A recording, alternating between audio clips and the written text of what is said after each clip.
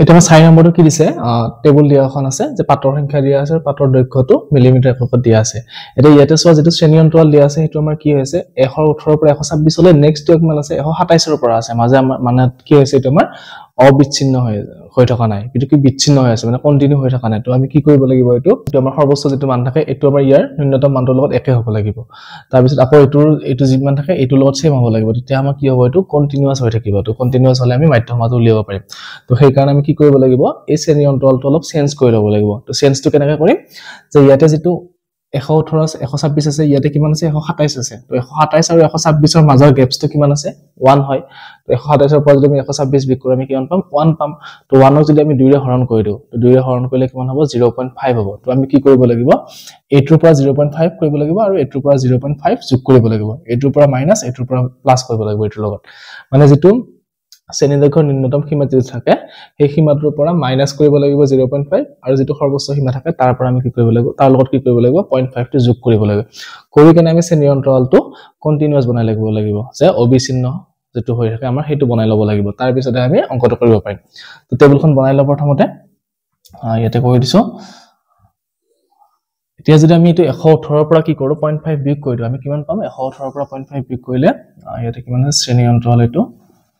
শ্ৰেণী অন্তৰাল তাৰপিছত এটা কিবা কি 12টা আৰু লাষ্টত আমাৰ কি থাকিব এটো সঞ্চয় 12টা লাগিব তো সঞ্চয় 12টা লিখি দিলো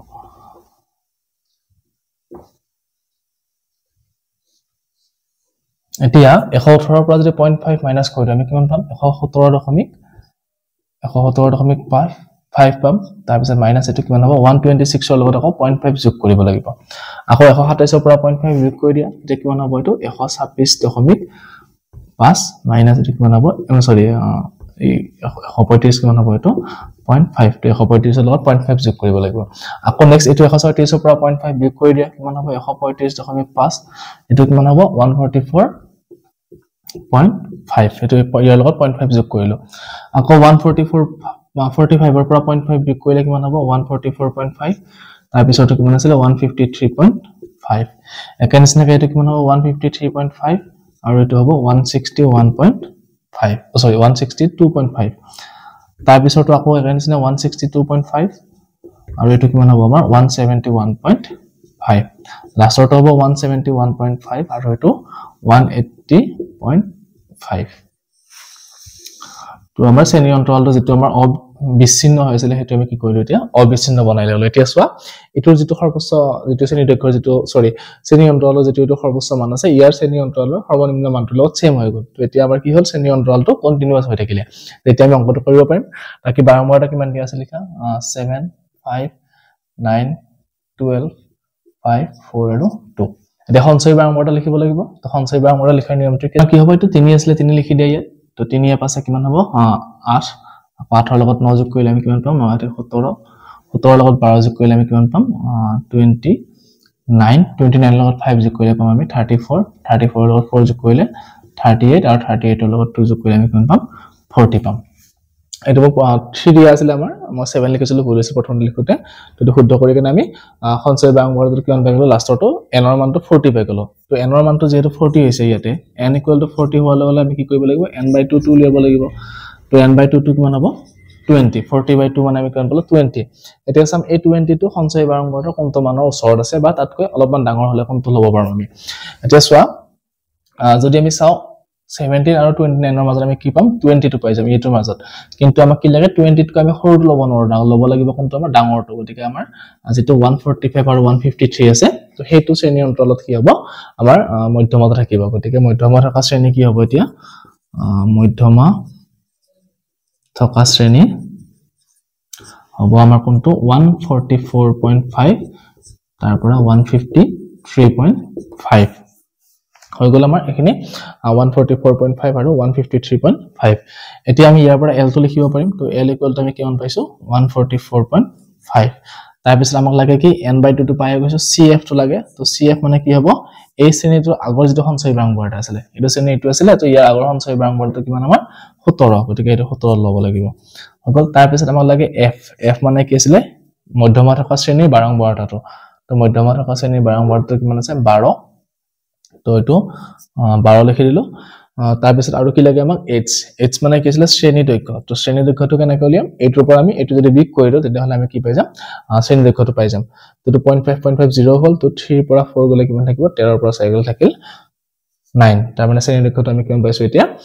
9 পাই গলো হৈ গল এতিয়া আমি এখিনি এই মধ্যমা ওলোৱা যেটো সূত্ৰ আছিল আমাৰ তাত যদি মানখিনি বহাই দিও আমি ইয়াৰ মধ্যমাটো পাই যাম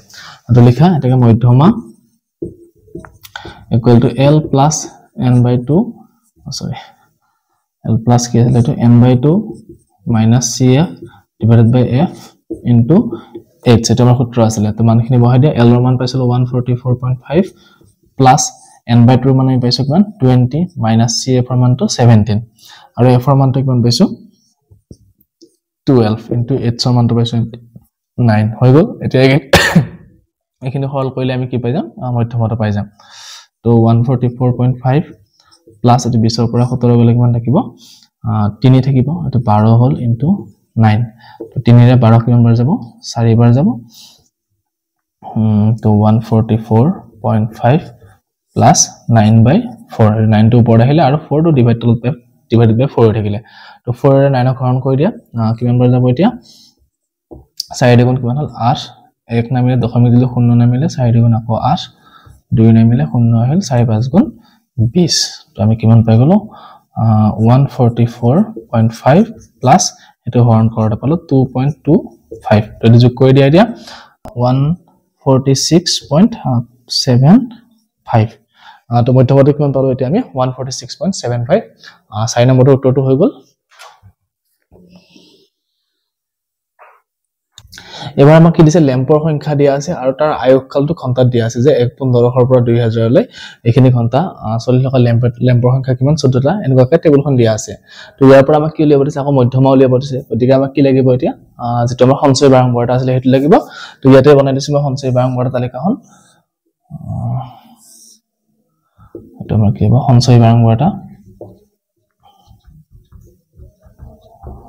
তো প্ৰথমতে কিমান হ'ব এটা 14 to 14 এ থাকিলে নেক্সট 14 plus 56 আমি কিমান লিখিব লাগিব যোগ কৰিলে পাম এটো 0 আৰু 70 হৈ গল তো 70 লগত 60 যোগ কৰিলে আমি কিমান পাম 130 130 লগত 86 যোগ কৰিলে আমি পাম কিমান 6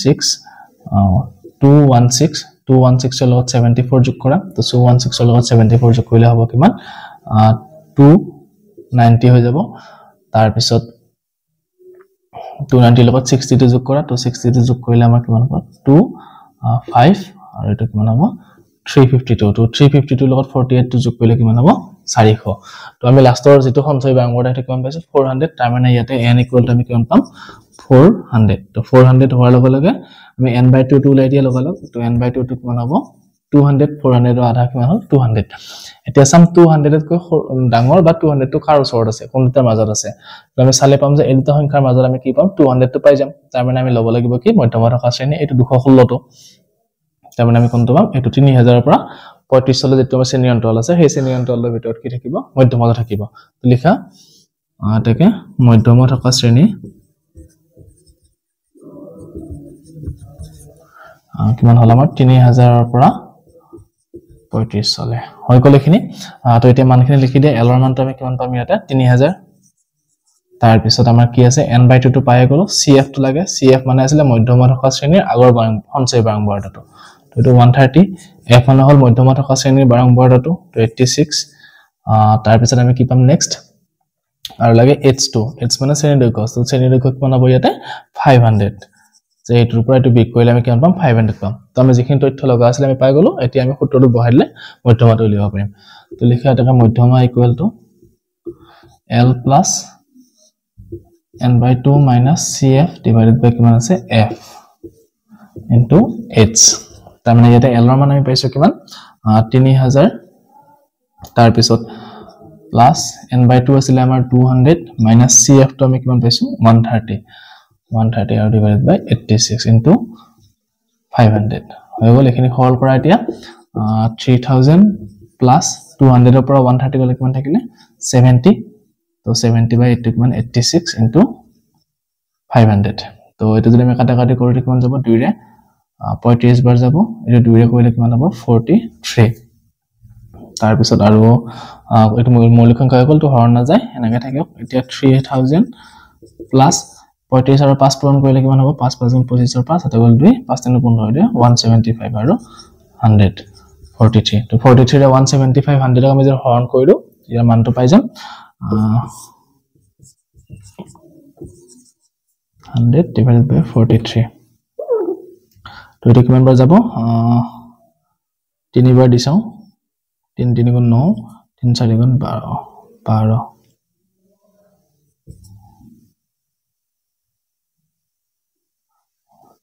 4 বাৰ যাব এটো 4 বাৰ দিছাও 4 বাৰ দিলে 4 3 12 2 হাতে গলে 1 4 গুণ 16 17 তো তলত আহিলে কিমান 5 ৰ পৰা গল থাকিল 3 30 হল তো হৰণ না যায় আৰু এটা কোণৰ নামে 300 হল 300 কিমান বাৰ যাব 6 বাৰ 6 দিন 18 8 হাতে গলে 1 6 সেকেন্ড 24 একে 25 তো এটো বিক কৰিলে আমি কিমান পাম 42 তো দশমিক দিয়া শূন্য না মিলে 420 হল তো এটা কিমান বাৰ যাব 9 বাৰ তো 9 বাৰ দিলে 3 9 27 7 2 9 4 গুণ 36 36 দিয়া কিমান 38 3 11 পৰা 8 গল থাকিল কিমান 3 0 না মিলে আকৌ 330 কিমান বাৰ যাব যদি আমি 6 বাৰ 7 বাৰ দিলে 8 বাৰ দিব পৰা যাব সগে 8 বাৰ দিলে কিমান হ'ব 24 4 এটা গল 2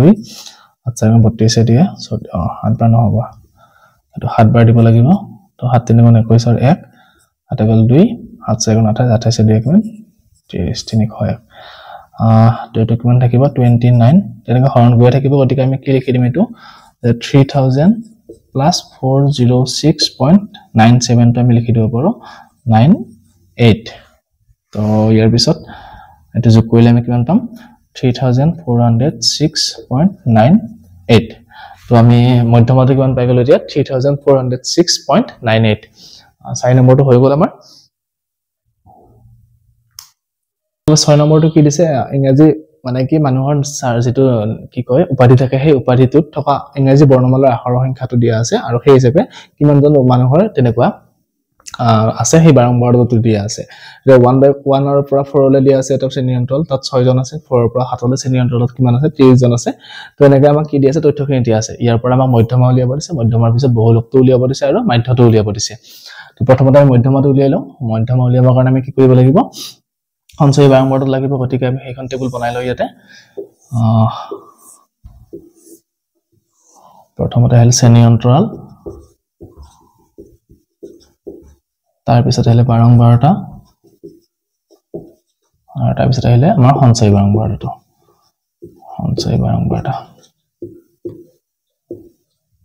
তো শ্ৰেণী অন্তৰালটো আছে 1 ৰ পৰা 4 হলে 4 ৰ পৰা 7 হলে 7 ৰ পৰা 10 হলে 10 ৰ পৰা 13 13 ৰ পৰা 16 আৰু 16 ৰ পৰা কিমান আছে 19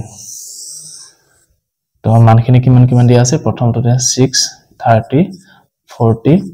16 4 আৰু 4 তো সঞ্চয় বাৰম্বাৰটো লিখা এটা 6 আছে 6 এ থাকিব 6 plus 30 কিমান হ'ব 36 36 plus 40 76 76 plus 16 কিমান হ'ব এটো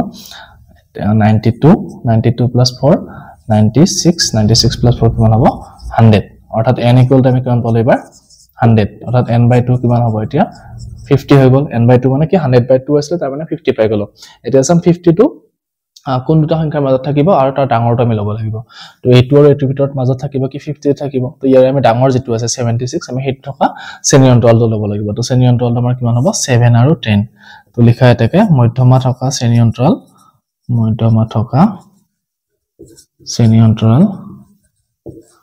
আমি কিমান পাম 7 ৰ পৰা 10 হলে তাৰ মানে l equal to আমি কিমান পাম 7 পাই গলো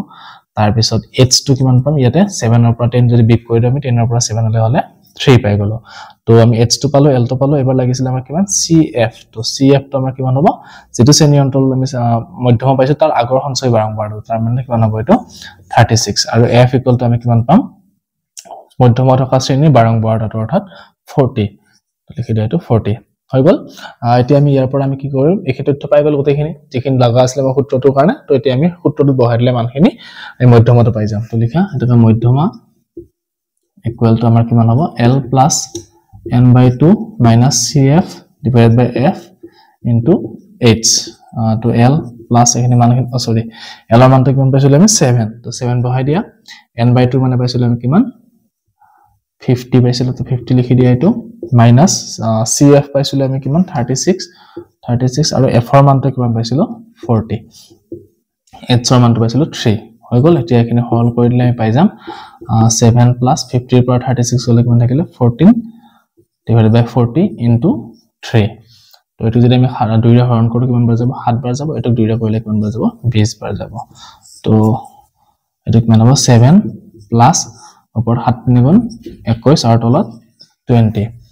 তো 7 plus 21/20 হৈ গল এতিয়া এটো হৰণ কৰিলে আমি 21 ক 20 ৰে আমি কি পাই যাম ইয়াৰ মানখিনি পাই যাম তাৰ পিছত 7 ৰ লগত যোগ কৰিলে আমি মধ্যমটো পাই যাম 21 20 একবাৰ দিলো 20 হল এক নামেল দশমিক দিলো শূন্য আহিলে আৰু এটা শূন্য দিলো 5 বাৰ 5 বাই 100 তাৰ মানে কিমান হ'ব 1.05 এতিয়া আমি 7 ৰে যোগ কৰিলে কিমান হ'ব এটো 8.05 তো আমি এইখিনি তথ্যৰ কাৰণে মধ্যমটো কিমান পাই গলো 8.05 ইয়াৰ পিছত আমাক কি উলিয়াব দিছে বহুলক উলিয়াব দিছে আৰু মাধ্য উলিয়াব দিছে আমি এতিয়া সেইখিনি উলিয়াম এবাৰ মাধ্যটো উলিয়াবৰ কাৰণে আমি কি কৰিব লাগিব এইখিনিৰ কাৰণে আকৌ মাধ্যৰ যিখন আমাৰ তিনটা পদ্ধতি আছিল প্ৰত্যক্ষ পদ্ধতি ধাপবিচ্ছিত পদ্ধতি আৰু বিভাজিত মাধ্য পদ্ধতি তো তাৰ আমি যিকোনো এটা পদ্ধতি ইউজ কৰি কাৰণে আমি কি কৰিম ইয়াৰ যেটো মাধ্য ওলাই হেতু উলিয়াব পাৰিম এতিয়া আমি যদি সামজলিত সংখ্যা কেইটা আমাৰ কি হয় ডাঙৰ সংখ্যা হয় তেনেহলে আমি প্ৰত্যক্ষ পদ্ধতিত নকৰো বাকি ধাপবিচ্ছিত বা বিভাজিত মাধ্য পদ্ধতি যিকোনো এটা কৰিব পাৰিম তো প্ৰথম টেবুলখন বনাই ল এটো আমাৰ ফাৰ্স্ট থাকিব ঘৰটোত কি শ্ৰেণী অন্তৰাল এটো শ্ৰেণী অন্তৰাল লিখি দিয়া শ্ৰেণী অন্তৰাল তাৰ পিছত আমাৰ থাকিব কি ইয়াতে বাৰংবাৰটো বা fi টো তো fi বুলি লিখি দিছো তাৰ পিছত আমাৰ কি থাকিব xi যেটো আমাৰ শ্ৰেণী সূচক আছিল তো এখিনি এনেকৈ থাকক তাৰ পিছত যদি আমি সংখ্যা কেইটা ডাঙৰ হয় তো di টো উলিয়াম আৰু নহলে আমি কি কৰিম fi আৰু xi উলিয়াই কাৰণে প্ৰত্যক্ষ পদ্ধতিতে কৰি দিম তো কি দিয়া আছে 1 4 4 7 7 10 তাৰ পিছত 10 13 13 to 16 আৰু 16 to কিমান আছে আমাৰ 19 তো বাৰংবাৰটাখিনি কিমান দি আছে 6 30 40 16 4 আৰু 4 আমি fi টো হৈ গলে xi উলিয়াব লাগে xi মানে কি আছিল এৰ যোগ কৰি আমি 2 ৰে হৰণ কৰিব লাগে তো 4 আৰু 1 যোগ কৰিলে কিমান পাম 5 5ক 2 ৰে হৰণ কৰিলে আমি কিমান পাম 2.5 নেক্সট হলো 7 4 11 11ক 2 ৰে হৰণ কৰিলে আমি কিমান পাম 5.5 তাৰ পিছৰটো কিমান হ'ব 8.5 তাৰ পিছৰটো কিমান হ'ব 11.5 তাৰ পিছৰটো হ'ব 14.5 আৰু তাৰ পিছৰটো কিমান হ'ব 17.5 তো উলিওৱাৰ নিয়মটো মই শিকাইছো আগতে হলেও কৈ দিছো এবাৰ যে কি এই প্ৰথমটো যেটো থাকে শ্ৰেণী দৈৰ্ঘ্য শ্ৰেণী অন্তৰালৰ যেটো নিম্ন সীমা হেতু লগত উচ্চ সীমাটো যোগ কৰিবা কৰি কেনে 2 ৰে হৰণ কৰিলে আমি যেটো মান পাও হেতুই আমাৰ কি হ'ব শ্ৰেণী সূচক হৈ যাব তো এখিনি ওলাল এতিয়া আমি পইণ্ট খিনি নোহোৱা কৰিবৰ কাৰণে আমি কি কৰিব পাৰো di টো উলিয়াই লিব পাৰো তেতিয়া আমাৰ পইণ্ট খিনি নোহোৱা হৈ যাব তো আমি যেটো আমাৰ সেকেন্ড পদ্ধতি আছিল ধাপবিচ্ছিত পদ্ধতি আমি হেতু কৰিম di ইকুয়াল টু আমাৰ কি আছিল xi - a তো আমি ইয়াৰ পৰা যিকোনো এটা a লব লাগিব a টো কেনেকৈ লৈছিলো ইয়াৰ মাজৰ যেটো সংখ্যা আছিল তো ইয়াতে আমাৰ মোৰ শ্ৰেণী অন্তৰাল কেইটা দিছে 1 2 3 4 5 6 টা দিয়া আছে তো মাজৰ মানে আমি কি 8.5 টো লব পাৰো নহলে এইটো লব পাৰো 11.5 তো 8.5 টো লৈ লৈছো আমি তো আমাৰ কি হ'ব a তো এটা লিখি দিয়া ইয়াত a ইকুয়াল টু কিমান আছে 8.5 তো x di টো কিমান হ'ব এতিয়া যে 8.5 টো বিক কৰিব লাগিব 2.5 ৰ পৰা বিক কৰিব লাগিব তো 2.5 ৰ পৰা 8.5 বিক কৰিলে আমি কিমান পাম -6 তাৰ পিছত 5.5 ৰ পৰা 8.5 বিক কৰিলে কিমান পাম -3 এটো 0 তাৰ পিছত তো 3 6 আৰু এটা কিমান হ'ব 9 হৈ গল দশমিকটো গুছি গল এতিয়া আমি ধুনিয়াকে পূৰণটো কৰিব পাৰিম তো এটো আমাৰ fi এবাৰ di লাগিছিল হৈছিল তো fi di এটো পূৰণ কৰা এতিয়া 6 6 গুণ কিমান হ'ব 36 তাৰ পিছত 3 30 কিমান হ'ব 90 তো এটো 0 হৈ গল 2 3 খুলং 48 তাৰ পিছত 4 6 গুণ 24 আৰু তাৰ পিছত কিমান আছে 4 9 গুণ 36 তো এটো 36 কাটা কাটিয়া যাব যদি আমি যোগ কৰিব লগা হয় তো প্ৰথমতে আমি সামেশন অফ fi টো উলাই লৈছো তো এইখিনি গোটেইখিনি যোগ কৰিলে আমি কিমান পাম আমাক দিছে কিমান 100 জন মানুহৰ দিছে গতিকে গোটেইখিনি যোগ কৰিলে আমি 100 এ পাই যাম তো 100 লিখি দিয়া তাৰ পিছত সামেশন অফ fi di টো উলিওৱা তো তো এটা যোগ কৰোতে সো এটা প্লাস এটা মাইনাস আছে এটা প্লাস আছে তাৰ মানে এটা কাটা কাটি যাব বাকি 90 থাকিলে মাইনাস আৰু এটাতে যোগ কৰিলে আমি কিমান পাম 8 4 12 2 এটা গলে 1 4 2 6 7 তাৰ মানে কিমান হ'ব 72 তো 90 পৰা 72 বিক কৰিলে আমি কিমান পাম 18 পাম অৰ্থাৎ এটা মাইনাস 18 তো আমি এখিনি যোগ বিক কৰিলে আমি কিমান পাম মাইনাস 18 পাম এটো কাৰণে তোমালোক এক্সট্ৰা কৰিব পাৰা এটো যোগ কৰি কিনে আৰু এটো 18 টা যোগ কৰি এইখিনি পৰা কি ডাঙৰটোৰ পৰা সৰুটো বিক কৰি কিনে যেটো উত্তৰ ল'ব হেতু এনেকৈ লিখি দিব পাৰা তাৰ পিছত আমি এতিয়া যেটো আমাৰ ধাপবিচ্ছিন্ন পদ্ধতি মতে যেটো আমাৰ আছিল যেটো কি মাধ্যলীয় সূত্ৰ আমি হেতু সূত্ৰ ব্যৱহাৰ কৰিম তো কি আছিল হেতু এটা কৰি দিছো মাধ্য x bar equal to আছিল আমাৰ a plus summation of fi di divided by summation of fi তো summation of fi di divided by summation of fi মানে কি আছিল d bar আছিল তো আমি একেবাৰে d bar হলনি আমি এখিনি লিখি দিছো এটা মানখিনি বহাই সৰল কৰি দিয়া a ৰ মানটো আমি কিমান পাইছো ইয়াতে 8.5 প্লাস এটা মাইনাস কিমান হ'ব 18 আৰু তলটো কিমান আছে 100 তো এটো হৰণ কৰিলে আমি কিমান পাম 8.5 এটো প্লাস এ মাইনাস এ মাইনাস হৈ গল আৰু এখৰ যদি এটো হৰণ কৰি আমি পাম 0.18 তো এটা 8.5 ৰ পৰা 0.18 টিপিক কৰি দিয়া 8.5 0.18 তাৰ মানে কিমান হ'ব ধৰ পৰা গল থাকিল 2 এটা 4 পৰা গল থাকিল 3 8.32 তো আমি মাধ্যটো কিমান পাই গলো এতিয়া 8.32 তো এটো মাধ্যলীয় হৈ গল এবাৰ আমাক উলিয়াব দিছে কি বহুলক তো আমি ইয়াৰ পিছৰখিনি কি কৰিম বহুলকটো নিৰ্ণয় কৰিম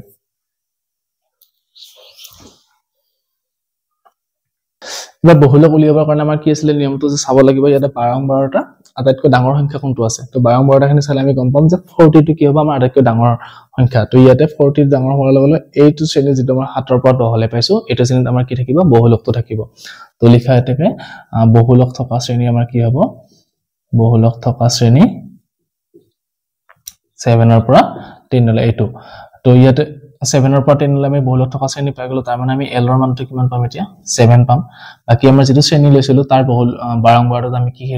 চাইছিলো f1 আৰু চাইছিলো তাৰ পিছৰটো f2 আৰু এইটো আগৰটো কি আছিল f0 তো লিখি দিয়াখিনি f0 ইকুৱেল আমাৰ কিমান 30 f1 ইকুৱেল আমি কিমান 40 আৰু f2 ইকুৱেল আমি কিমান পাইছো 16 আৰু আমাক কি আছিল ইয়াৰে শ্ৰেণী দৈৰ্ঘ্য লাগিছিল h2 তো h2 লিখি দিয়া শ্ৰেণী দৈৰ্ঘ্য কিমান হ'ব 3 হৈ গল এতিয়া যদি বহুলকৰ সূত্ৰ আছিল তাত মানখিনি বহাই দিয়া বহুলক ইকুৱেল টু আমাৰ কি আছিল l plus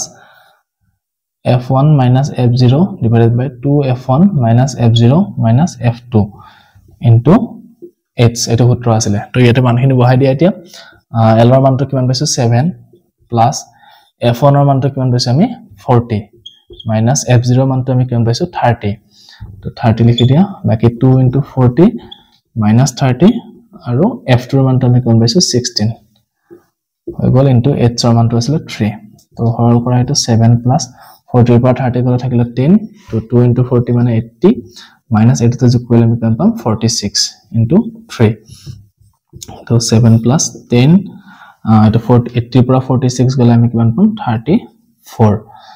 into 3 তো 3 * 30 আমি একেবাৰে লিখি দিব পাৰো এটো 3 * 30 লিখি দিলো হৈ গল that is 34 ৰ যদি আমি 30 যোগ হৰণ কৰো তেতিয়া আমি কি পাম যেটো ভ্যালু পাম হেতু 7 ৰ লগত যোগ কৰিলে বহুলকটো পাই যাম তো কৰা 7 প্লাস এটো হৰণ কৰিলে আমি কিমান হ'ব 34 30 তো সমীক দিলে শূন্য নামিলে তো 300 কিমান বাৰ যাব এটো 9 বাৰ দিব পাৰি তো 9 বাৰ দিলে কিমান হ'ব 9 4 গুণ 6 6 হাতে গল 3 3 9 27 27 3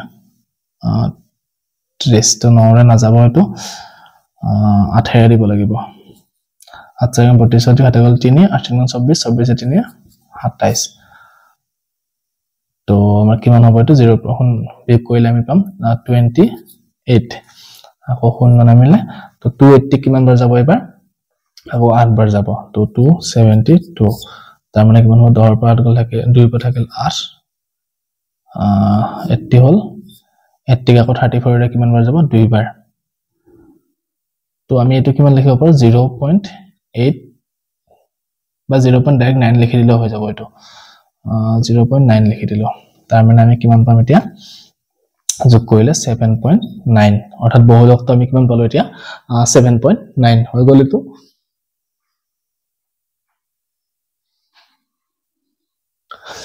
এবাৰ আমাক 7 নম্বৰটো কি দিছে ছাত্ৰ-ছাত্ৰীৰ ওজন দিয়া আছে সেই ওজন অনুপাতে কিমান ছাত্ৰ-ছাত্ৰীৰ ওজন কিমান সংখ্যা হয় হেতু বাৰম্বাৰটো দিয়া আছে যে কেইজন ছাত্ৰ-ছাত্ৰীৰ ওজন 40 ৰ পৰা 45 কিলোলৈ হয় বা 45 কিলোৰ পৰা 50 কিলোলৈ কিমান জনৰ আছে তেনেকৈ আমাক বাৰম্বাৰ তালিকাখন দিয়া আছে ইয়াৰ পৰা আমাক কি উলিয়াব দিছে মধ্যমাটো উলিয়াব দিছে তো মধ্যমা উলিয়াবৰ কাৰণে আমি সঞ্চয় বাৰম্বাৰটো লাগিব যেহেতু গতিকে আমি সঞ্চয় বাৰম্বাৰটো তালিকাখন বনাই লওঁ ইয়াতে তো আমাৰ এটা শ্ৰেণী অন্তৰাল এটা বাৰম্বাৰটা আৰু এটা আমাৰ কি আছিল সঞ্চয় বাৰম্বাৰটা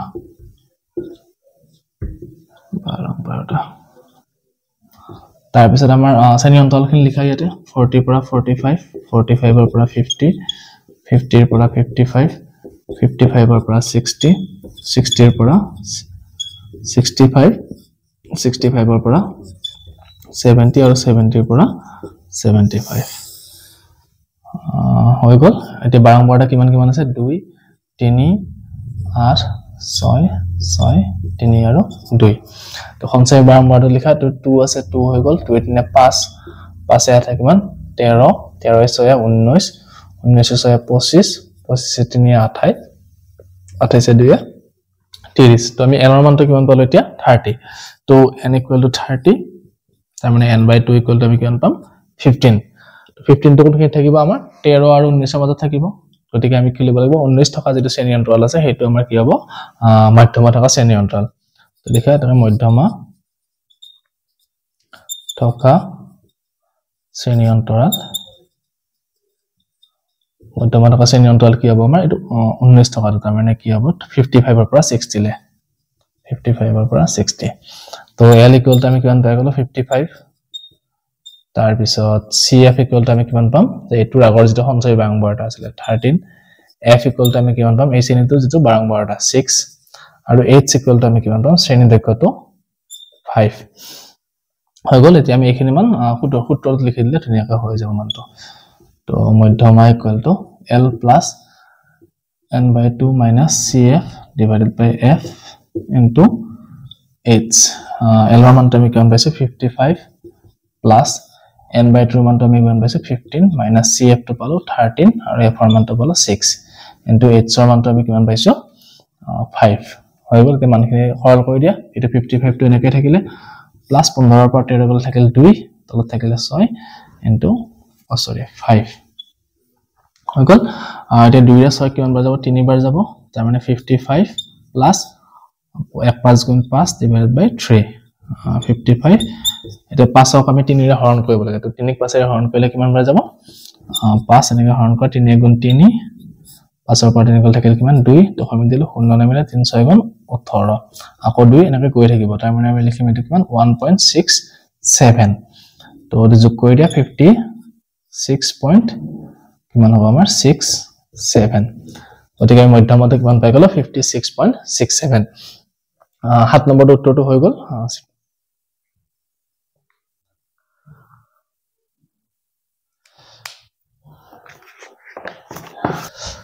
তো আমাৰ এটো 14.3 অনুশীলনটো একেটা প্ৰশ্ন হৈছিল আমি গোটেইটা সমাধান কৰিলো